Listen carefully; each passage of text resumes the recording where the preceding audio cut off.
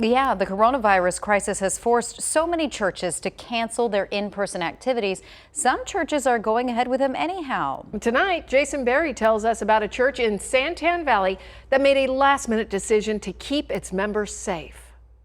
It was right here on this grass field that Easter services were going to be held at the LifePoint Church. The plan was to create social distancing and keep everyone at least 6 feet apart. But public pressure and concerns from the community convinced religious leaders to reconsider.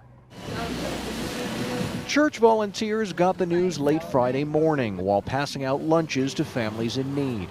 The Santan Valley's LifePoint Church has decided not to hold a live in-person Easter service as originally planned. Very disappointed.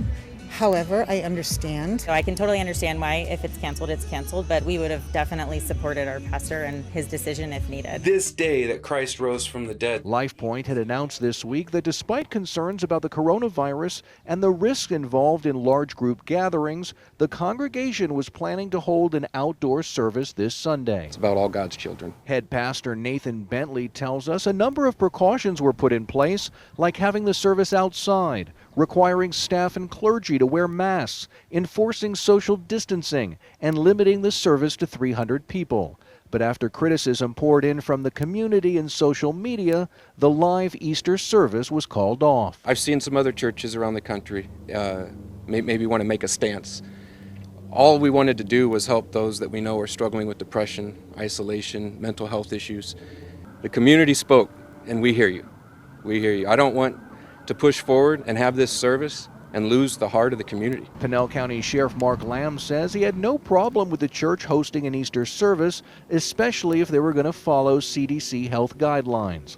The plan now is to stream the service online. I'm a big believer in the Constitution.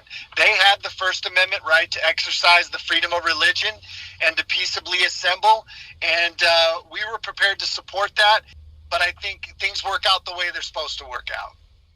There are still a few other churches around the country planning to hold services on Easter. Whether they face similar backlash, we'll have to wait and see. In the Santan Valley, Jason Berry for Arizona's Family.